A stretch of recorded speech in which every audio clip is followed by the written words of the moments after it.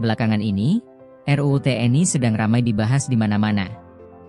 Di media sosial, topiknya panas, bahkan sempat trending di X. Puncaknya terjadi pada tanggal 20 Maret 2025, saat UU ini akhirnya diketok oleh Ketua DPR RI Ibu Puan Maharani. Entah, kebetulan, atau sengaja, momen ini bersamaan dengan pertandingan Timnas Indonesia, mungkin tujuannya agar masyarakat lebih sibuk nonton bola daripada perihal revisi ini. Spicy meat. Yeah, boy. Hasilnya di luar perkiraan mereka, bahwa pembahasan revisi ini lebih ramai dibahas daripada timnas kita yang hari itu sedang dibantai. Di dunia nyata, isu ini makin meledak. Demo pecah di berbagai daerah, dari depan gedung DPR sampai kota-kota lain di Indonesia. Masyarakat turun ke jalan buat menyuarakan penolakan mereka. Yang mendukung? Mungkin cuma buzzer dan beberapa pihak yang punya kepentingan.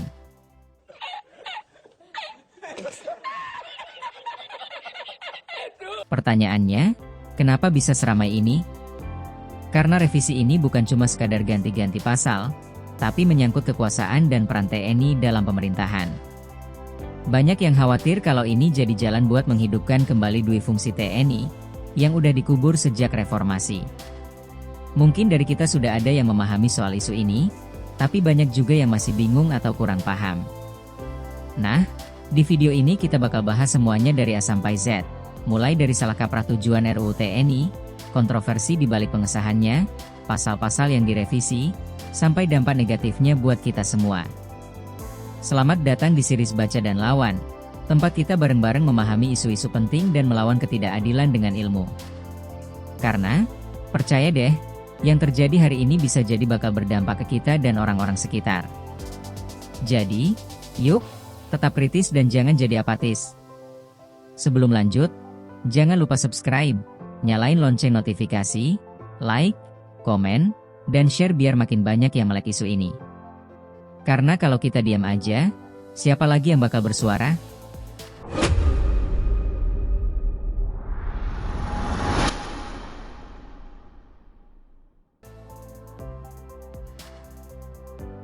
Sebenarnya, cerita soal RUU TNI ini bukan barang baru. Isu ini sudah pernah digulirkan, namun pembahasannya masih digantung tanpa kepastian. Lah, tiba-tiba sekarang muncul lagi dan langsung disahkan dalam proses yang super kencang.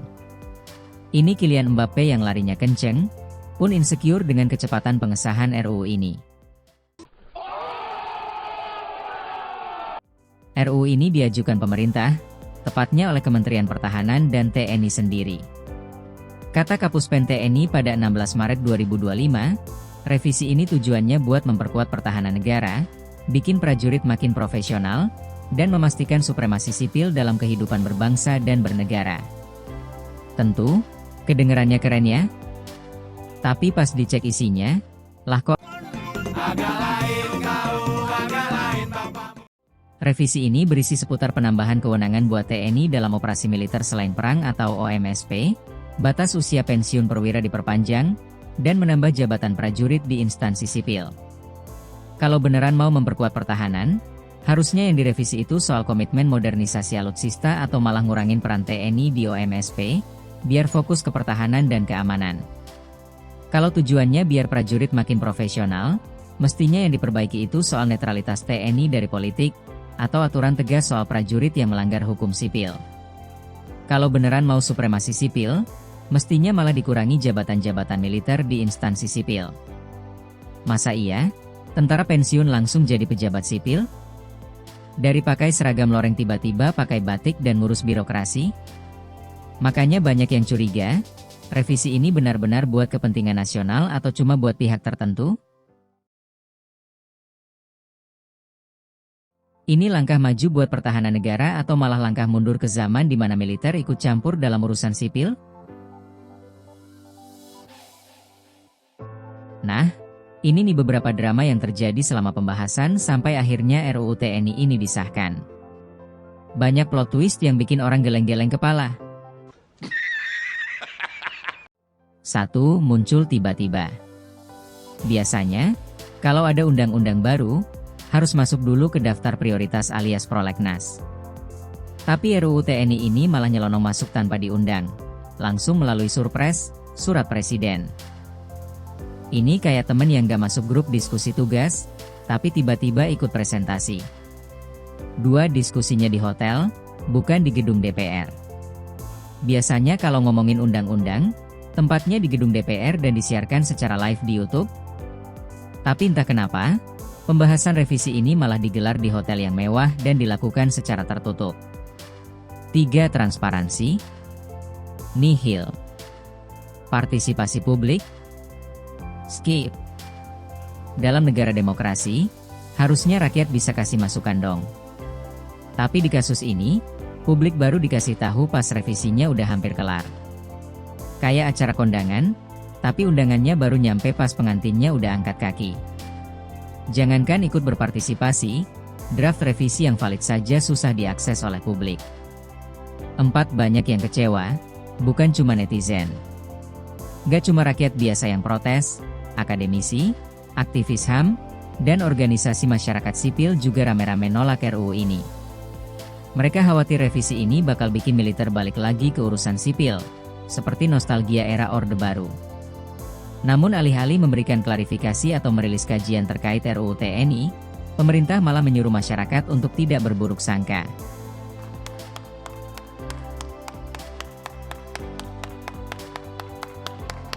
5. Demo di mana-mana.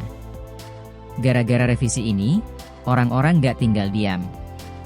Demo bermunculan di depan gedung DPR sampai ke berbagai daerah. Pada akhirnya pun, masyarakat yang demo tidak digubris oleh Bapak Ibu Dewan, malah mereka harus beradu dengan serdadu yang menjadi tameng para pejabat. Jadi, pertanyaannya sekarang, ini revisi buat kepentingan siapa ya? Karena kalau buat rakyat, kok rasanya nggak diajak ngobrol dari awal? Di bab ini, kita bakal bahas pasal-pasal dalam RUU TNI yang mengalami perubahan. Ada 3 poin utama yang jadi sorotan, dan masing-masing punya drama tersendiri.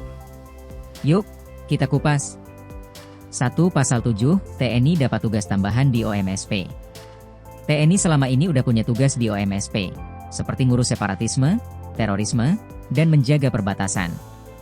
Tapi di revisi kali ini, ada 2 tugas baru yang ditambahkan yaitu ancaman siber, serta perlindungan dan penyelamatan kepentingan WNI dan kepentingan nasional di luar negeri. Kelihatannya sih wajar, mengingat dunia digital makin berbahaya. Tapi banyak yang bertanya, ini beneran tugas TNI atau lebih cocok buat Badan Siber dan Sandi Negara, BSSN? Jangan sampai malah ada penyalahgunaan wewenang di dunia digital, yang bisa bikin ruang kebebasan sipil jadi semakin sempit. 2. Pasal 47, prajurit aktif bisa masuk instansi sipil. Nah, ini yang bikin banyak pihak naik alis. Sebelumnya, cuma ada 10 kementerian atau lembaga yang bisa diisi oleh prajurit aktif TNI. Terdapat tambahan 5 kementerian atau lembaga yaitu Badan Nasional Pengelola Perbatasan atau BNPP, Badan Nasional Penanggulangan Bencana atau BNPB, Badan Nasional Penanggulangan Terorisme atau BNPT, Badan Keamanan Laut atau Bakamla, dan Kejaksaan Agung. Gak cuma itu, ada juga aturan yang bilang bahwa prajurit bisa masuk ke jabatan sipil lain setelah pensiun. Masalahnya, banyak yang khawatir kalau kebijakan ini malah bikin birokrasi kita jadi makin bernuansa militer dan sistem merit di sektor sipil jadi terabaikan. Posisi di lembaga sipil idealnya diisi oleh orang dengan latar belakang profesional sipil, bukan malah jadi jalur karir baru buat tentara. 3. Pasal 53, batas usia pensiun prajurit TNI diperpanjang. Kalau dulu perwira tinggi pensiun di usia 58 tahun, revisi ini bikin mereka bisa bertahan sampai 65 tahun. Tergantung jabatannya. Sementara perwira menengah, kolonel ke bawah, tetap di usia 58 tahun. Sedangkan bintara dan tamtama naik dari 53 tahun menjadi di 55 tahun. Alasan menurut pemerintah adalah supaya pengalaman dan keahlian perwira senior tetap bisa digunakan untuk menghadapi ancaman yang makin kompleks. Tapi, banyak yang khawatir kebijakan ini justru bikin regenerasi di tubuh TNI jadi serat. Kalau yang senior makin lama di atas, kesempatan naik pangkat buat yang lebih muda jadi makin sempit. Ditambah lagi, bisa makin banyak perwira non-job alias punya pangkat tinggi tapi nggak ada posisi. Dan bisa jadi perwira non-job ini pada akhirnya ditempatkan di instansi sipil yang telah memiliki sistem merit. Setelah kita bahas pasal-pasal yang dirombak, Sekarang saatnya lihat dampaknya. Banyak pihak yang khawatir RUU ini bisa membawa lebih banyak masalah daripada manfaat. Apa aja risikonya? Yuk, kita bahas satu persatu. 1. Fokus TNI bisa kacau. Tugas utama TNI adalah menjaga pertahanan negara. Tapi kalau mereka dikasih banyak tugas baru di ranah sipil, fokusnya bisa jadi terbagi. Bukannya memperkuat kapabilitas pertahanan dan kesiapan tempur, mereka malah sibuk dengan urusan birokrasi yang bukan bidangnya. Ini bisa bikin Indonesia lebih rentan terhadap ancaman dari luar. 2. Birokrasi jadi, rasa militer, dan merit sistem terancam. RUU ini memungkinkan perwira aktif masuk ke jabatan sipil, yang bisa bikin birokrasi kita lebih beraroma militer. ASN yang seharusnya diangkat berdasarkan kompetensi bisa tersingkir, dan jabatan strategis malah diisi oleh orang yang belum tentu paham dunia pemerintahan. Akhirnya, kebijakan publik bisa jadi kurang efektif dan pelayanan ke masyarakat ikut terganggu. 3. Potensi penyalahgunaan kekuasaan dan ancaman terhadap demokrasi. Tanpa batasan yang jelas, perluasan wewenang militer berisiko disalahgunakan, seperti politisasi TNI, pelanggaran HAM, atau penyalahgunaan kekuasaan dalam pemerintahan. Jika militer terlalu terlibat dalam birokrasi, mekanisme checks and balances bisa terganggu, melemahkan supremasi sipil dan mengancam demokrasi, di mana keputusan negara seharusnya berpihak pada rakyat, bukan kepentingan militer. 4. Kalau ada korupsi masuk pengadilan sipil atau militer. Kalau TNI mulai masuk ke urusan sipil, ada satu masalah besar yang bikin pusing.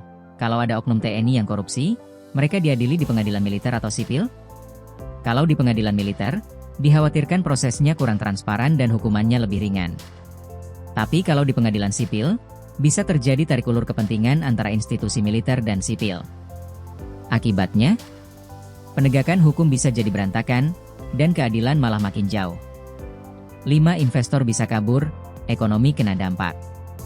Banyak investor asing, terutama dari negara demokratis, gak nyaman dengan pemerintahan yang terlalu didominasi militer. Ketidakpastian politik akibat meningkatnya peran militer di ranah sipil bisa bikin investor mikir 2 kali buat berinvestasi di Indonesia. Kalau investasi turun, pertumbuhan ekonomi dan lapangan kerja bisa ikut kena imbasnya. 6. Masalah internal TNI malah terlupakan. TNI sendiri masih punya banyak PR internal, mulai dari kesejahteraan prajurit, modernisasi alutsista, hingga profesionalisme dan reformasi kelembagaan. Bukannya fokus menyelesaikan ini, revisi UU malah memperluas tugas mereka ke ranah sipil. Kalau dibiarkan, kondisi ini bisa makin memperburuk kesejahteraan prajurit dan efektivitas pertahanan negara. Revisi RUU TNI berisiko membawa Indonesia kembali ke era Orde Baru, di mana keterlibatan militer dalam politik dan pemerintahan justru memicu pelanggaran HAM, represi politik, dan korupsi. Militer seharusnya fokus pada tugas utamanya, bukan terjebak dalam urusan birokrasi sipil yang tidak sesuai dengan perannya. Pengalaman negara lain seperti Myanmar dan Sudan menunjukkan bahwa dominasi militer dalam pemerintahan bisa merusak stabilitas demokrasi, sehingga Indonesia perlu belajar dari sejarah dan tidak mengulangi kesalahan yang sama. Makanya, kita semua harus pasang mata dan telinga, kita tidak boleh tinggal diam. Demokrasi itu nggak bisa jalan sendiri tanpa rakyatnya yang kritis. Jadi ingat kata-kata Pramudia Anantatur bahwa, setiap ketidakadilan harus dilawan, walaupun hanya dalam hati. Tapi walaupun kalau bisa, jangan dalam hati aja. Kita harus berani bersuara. Selain itu, Bung Karno juga pernah berkata, angkatan perang jangan pernah masuk dan terlibat politik. Sebab jika itu terjadi, maka tentara tidak akan lagi menjadi alat negara, melainkan alat politik dari satu golongan atau satu orang saja. Seharusnya warisan inilah yang harus kita jaga. Kalau kamu juga merasa ada yang gak beres sama revisi ini, kasih pendapatmu di kolom komentar, bagikan ke teman-temanmu agar mereka semakin tahu. Mari baca dan lawan bareng-bareng. Jangan lupa subscribe dan nyalakan lonceng notifikasi.